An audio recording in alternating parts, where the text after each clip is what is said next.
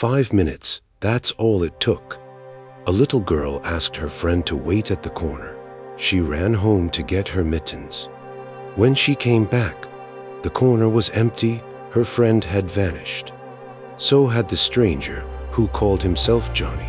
What followed was one of the largest manhunts in American history. What came after that was 55 years of silence. And what happened in 2012 would shock everyone who thought they knew the truth. This is the story of Maria Ridulph. December 3, 1957, Sycamore, Illinois, a town of 7,000 people where children still played freely in the streets. The temperature hovered just above freezing. The first snow of winter had begun to fall. At the corner of Archie Place and Center, Cross Street, two little girls stood beneath a streetlight, waiting for their friends to come out and play. 7-year-old Maria Ridulph and her 8-year-old friend Kathy Sigmund had been playing a simple game. They were waiting for the other neighborhood children to come out and join them. It was 6:30 in the evening. Most families in Sycamore were sitting down to dinner. Maria wore a brown coat and cowboy boots. Her parents had agreed to let her play outside for just a few more minutes before calling her in for the night. Then a young man appeared at the corner. He approached the girls with an easy smile and introduced himself as Johnny. He offered them piggyback rides. The girls, trusting as children were in that era, accepted. Kathy went first. Maria waited her turn. Kathy's hands were cold. She told Maria she was going inside to get her mittens. She ran the short distance to her house, grabbed her mittens, and returned to the corner. The entire trip took less than 5 minutes. When Kathy came back, the corner was empty. Maria was gone, so was Johnny. Kathy ran to the Riddle home. She knocked on the door and told Maria's mother, Frances, that Maria had disappeared with a man. Frances initially thought Maria had simply gone to another friend's house. But as the minutes passed and darkness settled over Sycamore, panic set in. By 7 p.m., Frances Ridulph called the police. Within hours, the entire town mobilized. Neighbors formed search parties. Police officers knocked on every door in the area. The FBI joined the investigation the very next day, making it one of their earliest child abduction cases. The search for Maria Ridulph became one of the largest missing child investigations in American history. Hundreds of volunteers combed through fields, woods, and abandoned buildings. The Illinois State Police brought in tracking dogs. The National Guard was called in to assist. Over 200 FBI agents worked the case. They conducted more than 300 interviews in the first weeks alone. Investigators focused intensely on Kathy Sigmund's description of Johnny. She described him as a young man, possibly in his early 20s, with blonde hair. He was wearing a jacket and seemed friendly. Police worked with Kathy to create a composite sketch. That sketch was distributed across the entire nation. The FBI conducted one of the most extensive fingerprint operations ever attempted at that time, fingerprinting every male in Sycamore between the ages of 15 and 40. They collected and analyzed over 600 sets of prints. None matched evidence from the scene because there was no evidence from the scene to match. Maria had simply vanished. Tips poured in from across the country. Every lead was investigated. Every suspicious individual was questioned. Police chased down reports of Maria being seen in different states. None of the leads produced Maria or her abductor. Weeks turned into months. Winter deepened. The town of Sycamore held vigils and prayer services. The Riddle family maintained hope, but as the calendar turned to 1958, that hope began to fade. April 26, 1958. Nearly 5 months after Maria disappeared, a man walking through a wooded area in Joe Daviess County, Illinois, approximately 120 miles northwest of Sycamore, made a horrific discovery. Partially hidden beneath branches, and decomposing leaves, he found the remains of a small child. The location was near Galena, a town Maria had no known connection to. The body was too decomposed for immediate identification, but the clothing matched what Maria had been wearing the night she disappeared. Dental records confirmed what everyone feared. The remains were Maria Ridulph. The autopsy revealed she had been stabbed to death. The medical examiner determined she had likely been killed shortly after her abduction. Any hope that she might have been held somewhere and could still be alive evaporated. This was a murder investigation. The discovery of Marie's body brought renewed urgency to the case, but it also brought devastating frustration. The crime scene yielded little physical evidence. The body had been exposed to harsh winter weather for months. Any trace evidence that might have existed had long since deteriorated or been washed away by snow and rain. Investigators returned to Sycamore with new questions. They re-interviewed witnesses. They examined and re-examined the timeline. They looked for any connection between Sycamore and Galena. They investigated whether the killer might have been someone passing through town, someone who knew the area between Sycamore and Galena, or someone local who had access to transportation. One person investigators looked at closely was John Tessier, a young man who lived in the neighborhood where Maria disappeared. Tessier was 18 years old in 1957. He had been questioned early in the investigation because he fit Kathy's general description of Johnny. He had blonde hair and was the right age. Tessier told police he had been in Chicago at a train station, preparing to report for Air Force duty on the night Maria disappeared. He provided the names of family members who could confirm his alibi. Police checked his story. His mother and his half-sister both told investigators that Tessier had been home in Sycamore that evening, contradicting his statement about being in Chicago. The conflicting stories raised suspicion, but investigators had no physical evidence connecting Tessier to the crime. Kathy Sigmund was asked to look at Tessier. She could not make a positive identification. He was too old, she said, and his features were not quite right. Without evidence, police could not arrest Tessier. He left for the Air Force and eventually moved away from Illinois. The investigation continued, but leads dried up. Years became decades.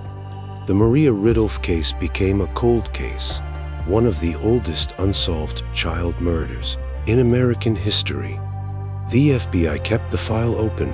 Sycamore never forgot Maria, but as the years passed, it seemed increasingly unlikely that anyone would ever be held accountable for her death. 51 years after Maria Ridulph disappeared, a dying woman made a phone call that would reopen the case. Eileen Tessier was in hospice care, suffering from terminal cancer. She called the Illinois State Police and told them she had information about Maria Ridulph's murder. She said her son, John Tessier, now known as Jack McCullough, after legally changing his name in the 1990s, was responsible for Maria's death. Eileen told investigators that John had come home on the night of December 3, 1957, in a panicked state. She claimed he had asked for help and that she had helped him dispose of evidence. The revelation was stunning. Eileen Tessier was the same mother who had told investigators back in 1957 that her son had been home that evening. Now, on her deathbed, she was recounting that story and directly implicating him in the murder. The Illinois State Police reopened the investigation. They assigned a cold case team to examine every piece of evidence from 1957 and 1958. They located and re-interviewed witnesses who were still alive. Many were now in their 60s and 70s, but their memories of that December night remained vivid. Investigators also tracked down Janet Tessier, John's half-sister. She had been 14 in 1957. Janet told police that she now remembered seeing her brother that night, agitated and frightened. She claimed she had been afraid of him for decades, but had been too scared to come forward. Her testimony aligned with what her mother had said. Another woman, a former girlfriend of McCullough from the 1970s, came forward with disturbing information. She told investigators that McCullough had once told her he had done something terrible when he was young, something involving a little girl. She had not understood the full significance of his statement at the time, but the memory had haunted her for years. The investigators also discovered that McCullough had been arrested multiple times over the decades for various crimes, though none involved violence against children. His criminal history included theft and other offenses. Psychologists who reviewed his case history noted patterns of behavior consistent with someone capable of violent crime, based on the new statements from his mother, his half-sister, and his former girlfriend. Along with a re-examination of the original evidence, prosecutors believed they had enough to bring charges. In 2011, Jack McCullough was arrested in Seattle, Washington, where he had been living. He was 72 years old. McCullough was extradited to Illinois and charged with the kidnapping and murder of Maria Ridulph. The case made international headlines. After more than 5 decades, someone was finally going to stand trial for one of America's oldest cold cases. The trial of Jack McCullough began in September 2012 in DeKalb County, Illinois. The prosecution's case rested heavily on the testimony of McCullough's mother and sister. Though Eileen Tessier had died before the trial and her statements were introduced through other witnesses and recordings, the prosecution presented Kathy Sigmund, now in her 60s, as a key witness. She testified about the night Maria disappeared and the man who called himself Johnny. The defense challenged her memory, pointing out that she had been unable to identify McCullough in 1957 and that memory degrades over time. The prosecution argued that McCullough had lied about his whereabouts on the night of the abduction. They presented the conflicting statements he and his family members had made over the years. They emphasized that he had changed his name in the 1990s, suggesting he was trying to distance himself from his past. The defense mounted a vigorous challenge. They argued that McCullough's original alibi was actually supported by evidence the prosecution had overlooked. McCullough claimed he had been at a train station in Chicago, 40 miles from Sycamore, preparing to report for military duty. The defense presented a military document showing that McCullough had indeed reported for duty in Chicago on December 4, 1957, the day after Maria disappeared.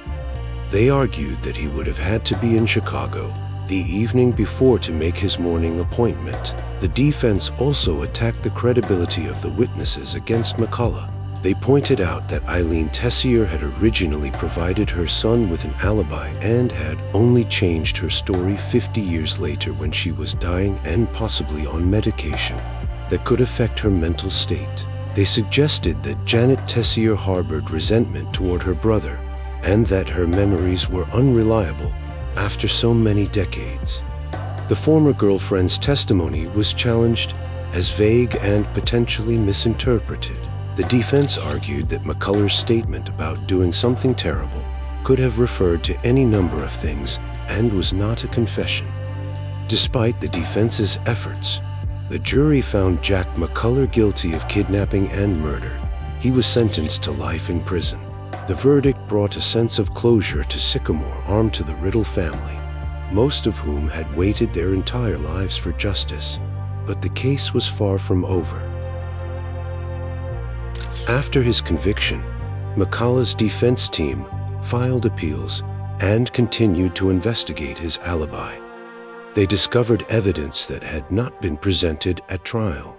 Most significantly, they found a document from the Air Force showing that McCullough had received a physical examination in Chicago on the afternoon of December 3, 1957.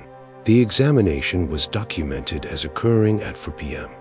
and military protocol required recruits to be examined the same day they enlisted. If McCullough was in Chicago at 4 p.m., it would have been extremely difficult, if not impossible, for him to get back to Sycamore, 40 miles away, by 6:30 p.m. when Maria disappeared. Roads in 1957 were slower than modern highways, and McCullough did not own a car. The defense team also located additional witnesses who had not testified at trial. These witnesses provided statements supporting McCullough's presence in Chicago on December 3rd. One was a woman who had been at the recruitment center and remembered seeing McCullough there. In 2016, the DeKalb County State's Attorney, Richard Schmack, conducted his own investigation into the case. What he found troubled him deeply. Schmack concluded that the alibi evidence was credible and that McCullough had likely been wrongfully convicted. He also found that the prosecution had not disclosed all the evidence to the defense before trial, including the Air Force documents that supported McCullough's alibi. Schmack took an extraordinary step. He filed a motion to vacate McCullough's conviction. In his motion, he stated that the evidence showed McCullough could not have been in Sycamore when Maria was abducted. He argued that the conviction was based on unreliable testimony and that the alibi evidence created reasonable doubt. In April 2016, Judge William Brady vacated Jack McCullough's conviction. McCullough was released from prison after serving nearly 5 years. He walked out of the courthouse a free man. The decision devastated the Riddle family and the community of Sycamore. Many believed McCullough was guilty despite the alibi evidence. Others accepted that the justice system had corrected a mistake, but were frustrated that they were back where they started, with no answers and no justice for Maria.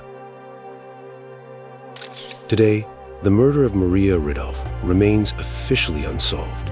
The case that captivated a nation in 1957 and seemed to find resolution in 2012 has returned to its status as a cold case. Jack McCullough, now in his 80s, lives as a free man. The questions that haunted investigators for decades remained unanswered. If Jack McCullough did not abduct and murder Maria, then who did? The man Kathy Sigmund knew as Johnny vanished as completely as Maria herself. In the decades since, no other credible suspect has emerged. The original physical evidence was minimal, and what little existed has likely degraded beyond use with modern forensic techniques. The case illustrates the challenges of prosecuting decades-old crimes. Witnesses age, memories fade, evidence deteriorates. The desire for justice and closure can sometimes lead to convictions based on insufficient evidence. The Maria Ridulph case became a cautionary tale about the dangers of relying too heavily on deathbed statements and decades-old memories. For the Ridulph family, the reversal of McCullough's conviction reopened old wounds. Maria's sister, Patricia Quinn, who was 5 years old when Maria disappeared, spent much of her adult life advocating for justice in her sister's case. The conviction had given her family a measure of peace. Its reversal took that away. Sycamore, Illinois, has never forgotten Maria Ridulph. A plaque marks the spot where she was last seen. The story of her disappearance has been passed down through generations. Children who played freely in the streets in 1957 grew up to become parents who held their children's hands a little tighter. The FBI still lists the Maria Ridulph case in their cold case files. Advances in forensic science, particularly DNA analysis, have solved other decades-old cases. But without physical evidence to test, even modern technology cannot help solve Maria's murder. Somewhere, the truth about what happened on December 3rd, 1957, exists. The man who called himself Johnny, if he is still alive, would be in his 80s or 90s today. Perhaps someone knows what happened and has never spoken. Perhaps there is evidence somewhere, overlooked or forgotten, that could finally provide answers. What remains undisputed is this: a 7-year-old girl left her house to play on a cold December evening and never came home. A family was shattered. A community lost its innocence. And despite one of the largest investigations in American history, despite a conviction that took 55 years to achieve, and despite decades of searching for the truth, justice for Maria Ridulph remains elusive. The corner of Archie Place and Santa Cross Street still exists in Sycamore. The streetlight where Maria and Kathy played that night still stands. It serves as a reminder of a case that spans generations, a case that asks difficult questions about truth, memory, justice, and what we owe to the victims of unsolved crimes. Maria Ridulph was 7 years old. She loved to play outside with her friends. She never got to grow up, never got to experience life beyond that December evening. Her case remains a testament to the lasting impact of violent crime and the importance of never giving up the search for truth, no matter how many decades have passed. The investigation remains open. The search for answers continues,